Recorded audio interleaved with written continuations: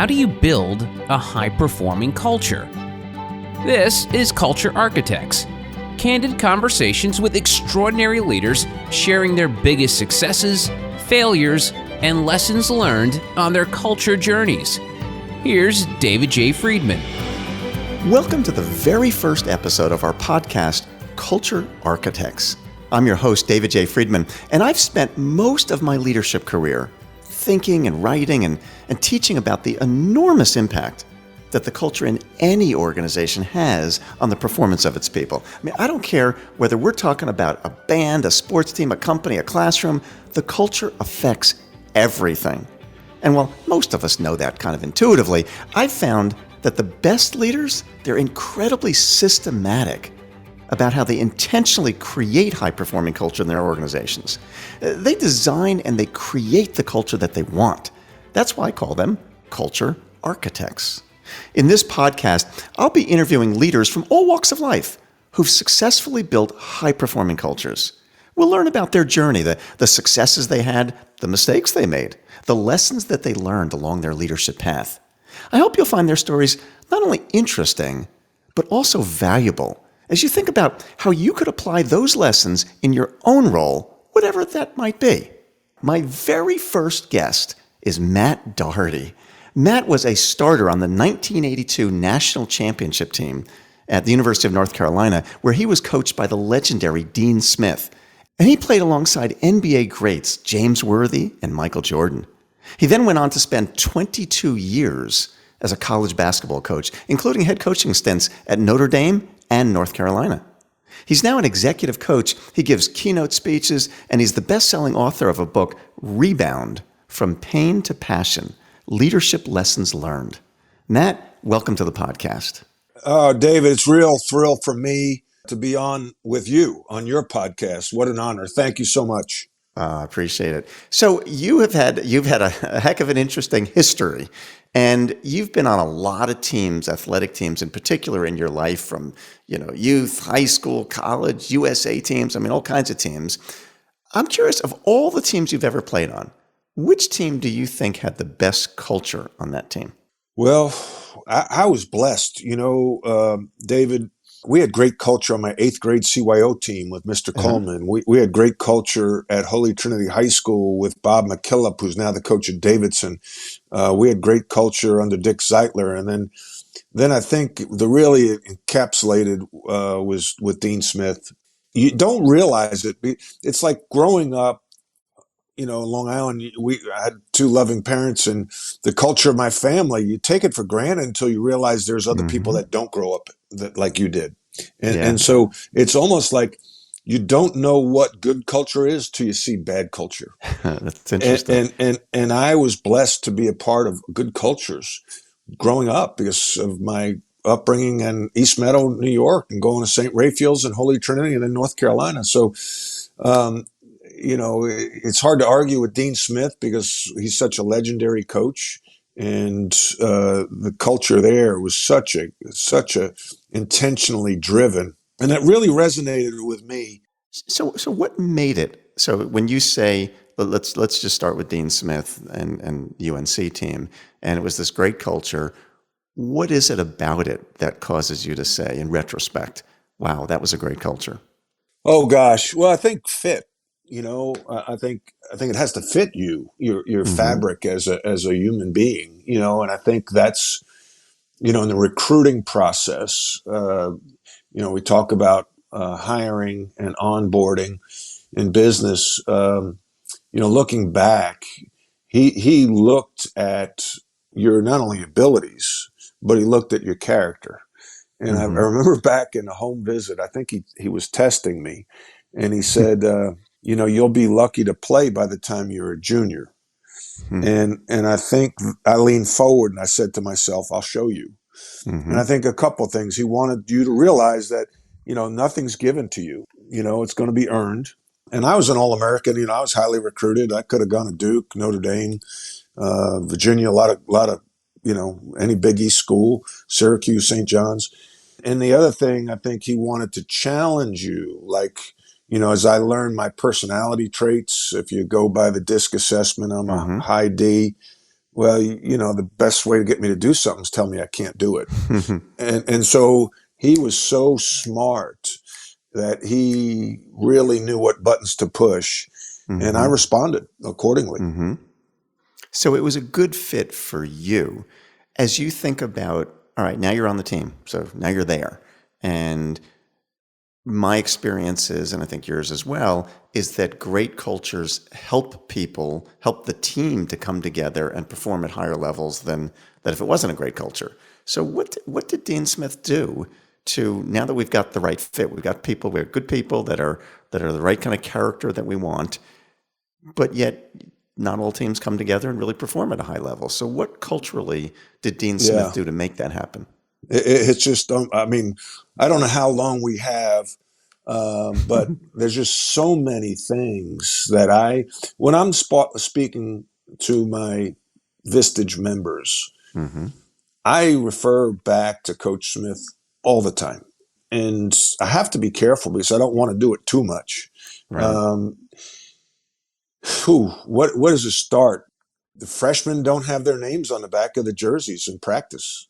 The upperclassmen do. They have practice jerseys, and the freshmen didn't have their names on the back until they made the team. Even though you were a scholarship player, you didn't technically make the team until you got past your preseason conditioning tests. And once you made your times, the running times, then you got your name on the back of the jersey. If you made your running times, you got to have dessert at the first team meal. Okay? He had a media guide that I still get. And in it are things like your mile times, the awards that he gives out after every game have nothing to do with scoring.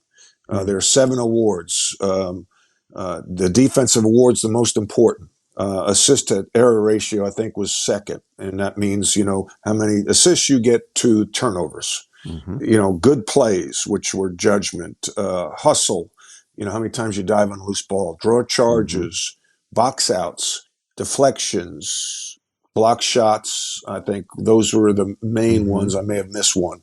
Well, now all of those I could get, most of them except probably block shots and offensive rebounds, because I wasn't a great athlete. But I could get all the other ones. Those had nothing to do with physical talent. It just had to do with your desire and willingness to commit to the behaviors that were driven by our core values. The thing was, you knew the boss would appreciate those things. You knew it impacted winning. And you got that appreciation and that recognition from your coaches and peers, maybe not so much the media and the fans, but that was important to me, and I think to most players at the University of North Carolina. So, Matt, you were talking about many of the things that Dean Smith did to demonstrate or to maybe instill in you and the other players some of the ideas, the values, the things that were important, from not having your names on jerseys to recognizing things that relate to hustle and effort and those kinds of activities.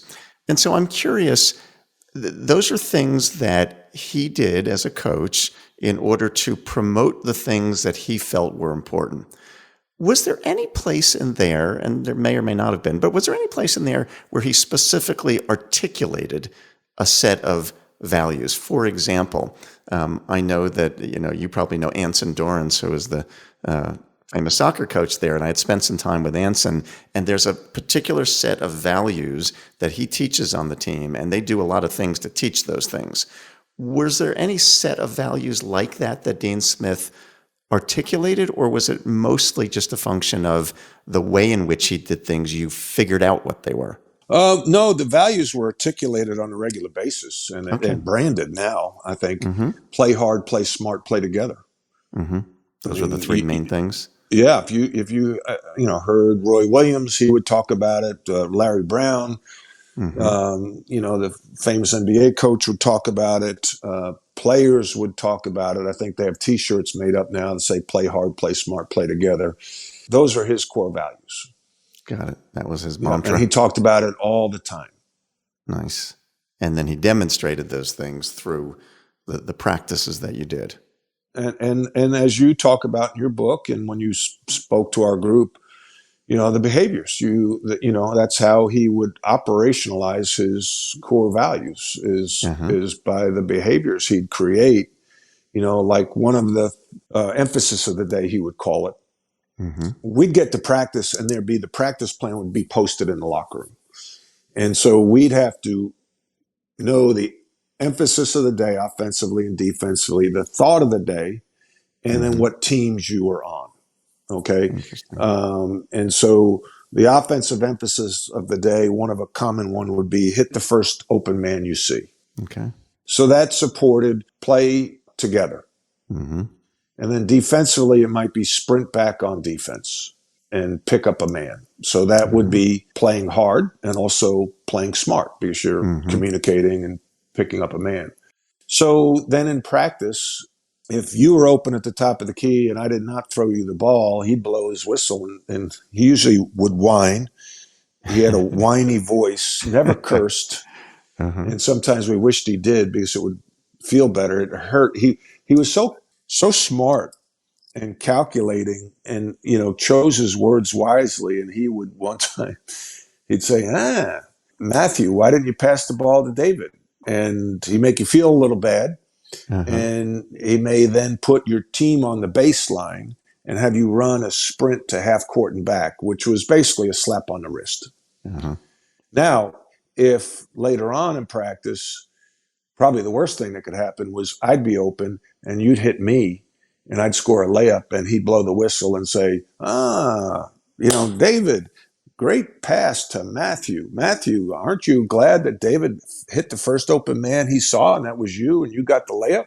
And so he'd make a point of those little things. And one of the ways he would ritualize that, as you talk about, is the thing with Carolina basketball is he'd point to the passer.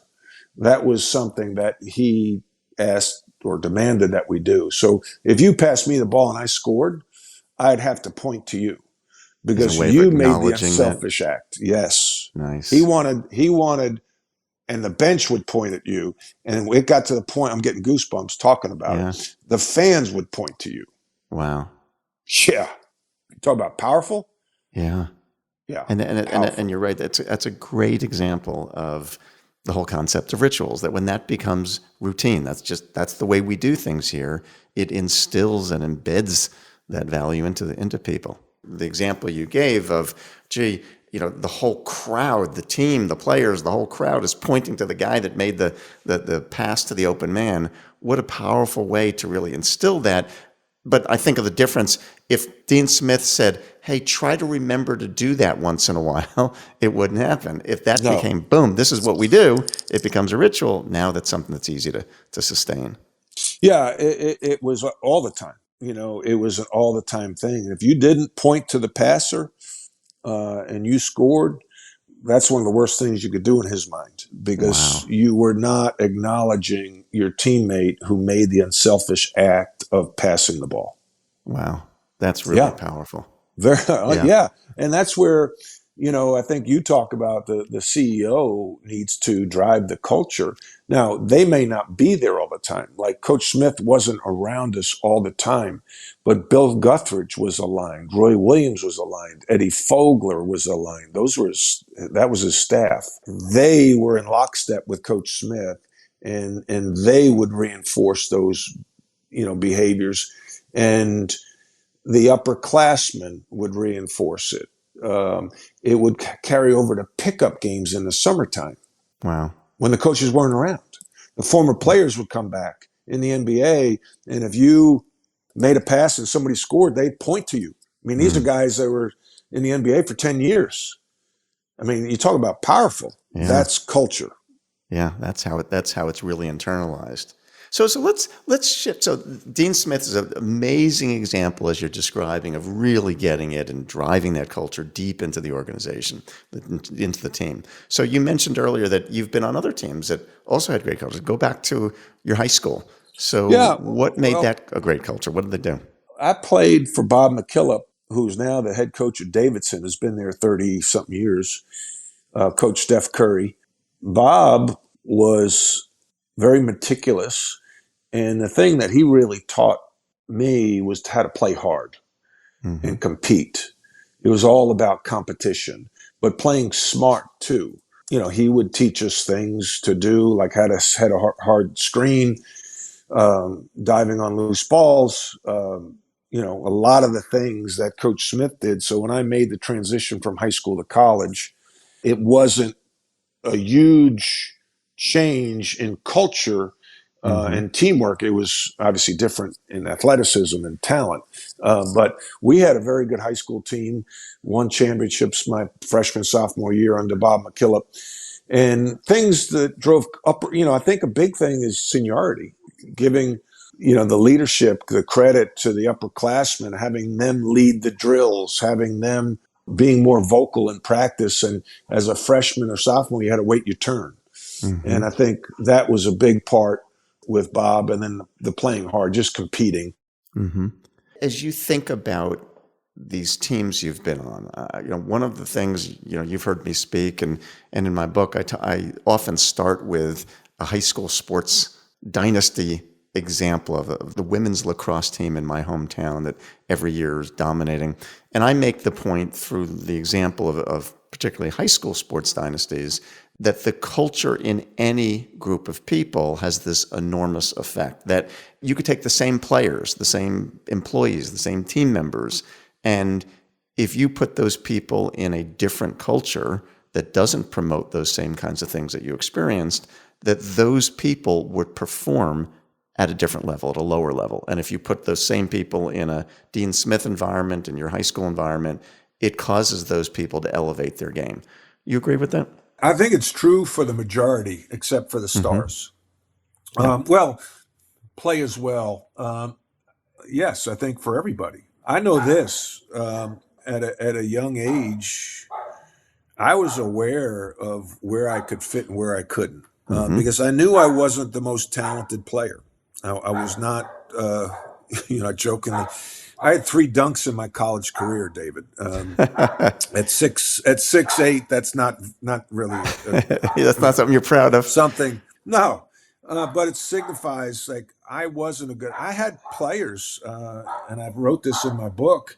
Sorry if you hear my dog barking in the background, but that's part of the everyday now. Yes. I had a teammate on an AAU team question me. He asked me, Rodney McRae, do you think you can, where are you thinking of going to school? And I said, North Carolina. He said, do you think you can play there?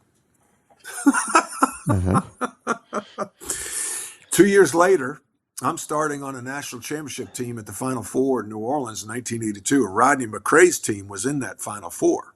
So I jokingly say, yeah, Rodney, I could play at North Carolina. Now, I may not have been able to play at Louisville. Or Maryland, or somewhere where what they valued was athleticism over playing hard, playing smart, playing together. And I knew Coach Smith appreciated playing hard, playing smart, playing together, and I fit that. That's why I think fit's so important.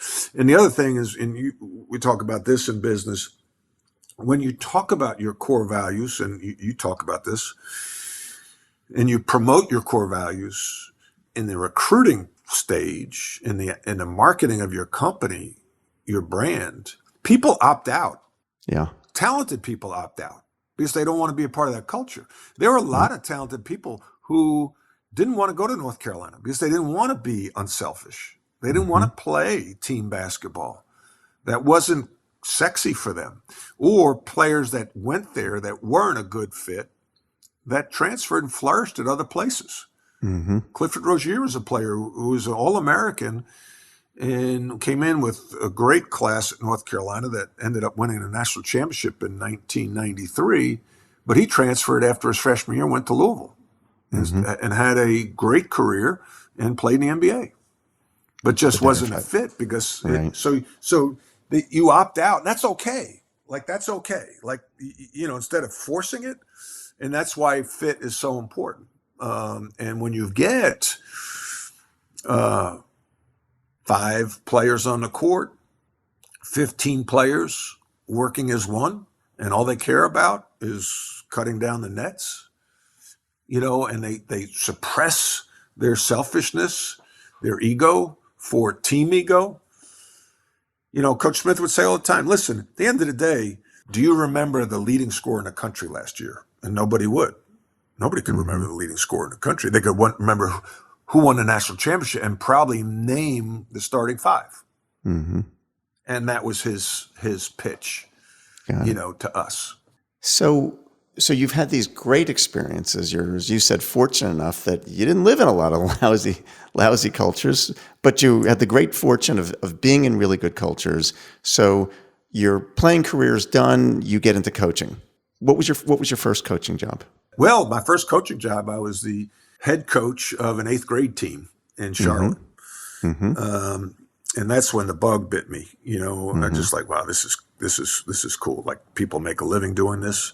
And then my first real coaching job, my paid coaching job, was Davidson College as an assistant coach.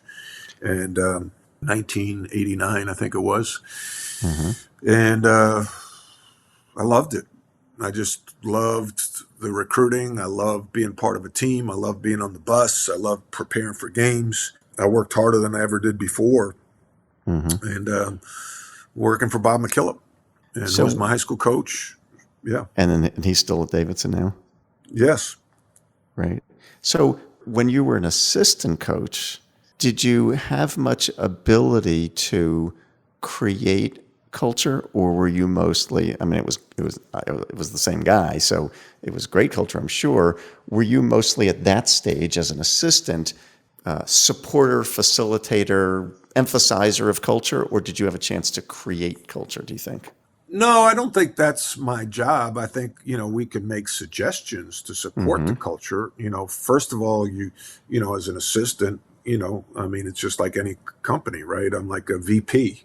And so I believed in his culture and his core values. And so now, I think good leadership is, okay, how can we drive this intentionally? And then you meet and you say, well, let's emphasize this, let's emphasize that. And you kind of talk it out. I don't recall doing that. It was a long time ago.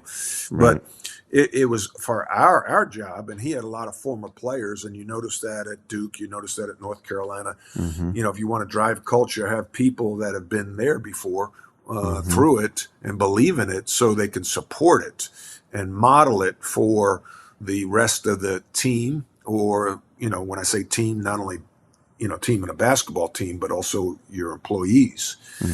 It's got to be aligned, and it can't be a dilution from the top, right? And that's why it's important to have your VPs, your assistant coaches, in lockstep with you, because the worst thing that can happen is, let's say you go into the coffee, get a break in the break room, and one of your commitments is behaviors is to leave it nicer than you found it, and somebody just leaves the coffee cup in the sink or doesn't clean out the dishwasher or whatever it might be. And the assistant is there or the VP is there, and the employee looks at the VP like, oh, okay, I'm sorry I didn't do this, and the VP just shrugs his shoulders and rolls his eyes. Yeah. Like, hey, it's like, that's BS. Don't worry about it. Yeah. Whoa. You've just undermined everything you're trying to promote. Oh, yes. Yes. And it sounds like such a simple thing, doesn't it? It is simple. But it's hard because you're going to be tested. Like I was walking through a plant with one of my members, and one of their behaviors, because safety is a core value, and one of their, you got to wear glasses, eye protection. Well, walking through, somebody didn't have it on. I was real curious to see what the CEO was going to do, and he didn't really acknowledge it, didn't I? And I purposely asked, is that something you emphasize? Yeah, we do. I'm like, no, you don't. Yeah, you're right. And so at the end of the day, when they have the report of injuries or it's like, well, it just takes that one time. Now, there's always going to be somebody who's going to test you, right? It's that person who, as a coach, is the star player who might be the leading scorer on your team, who doesn't hit the first open man. What do you do as a coach? Your culture is what you allow. Yes. I don't know if you said that or somebody else said it, or, your culture is what you allow. And so if you allow that person to take that shot and not pass the ball, now you're telling your team, and that's all it takes is one time. Yes. Kids are smart, employees are smart, they're watching.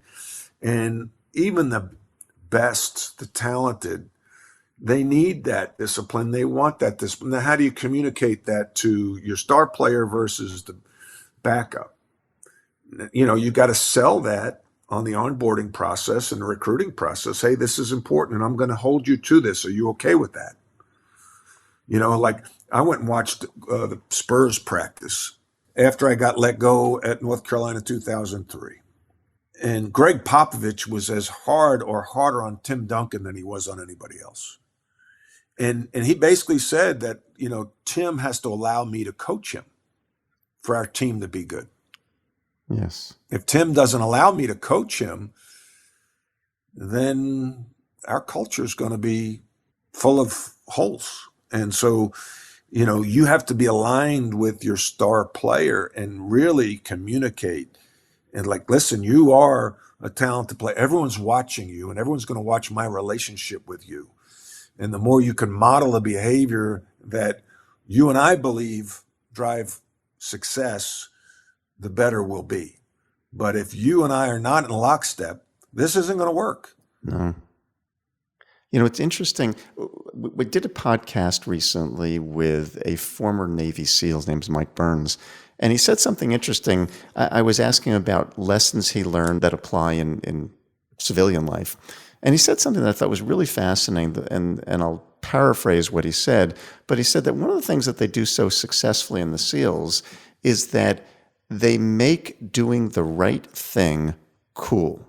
In other words, in some groups of people or friends or organizations or teams, you do what the coach says and you're like, you're ostracized because that's not really cool. And there they made putting team first cool. And it reminds me of your description of, hitting the open man, that right. What Dean Smith did there is he made it cool. He made it the in thing to do the right thing.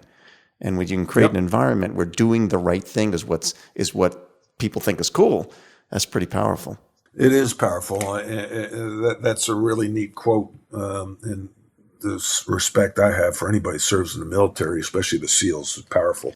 Yeah. Well, hang on, Matt. We have to stop here. But coming up in the second part of my talk with Matt Doherty, the best-selling author of Rebound, From Pain to Passion, Leadership Lessons Learned, Matt's going to share some advice for the next generation of coaches and leaders.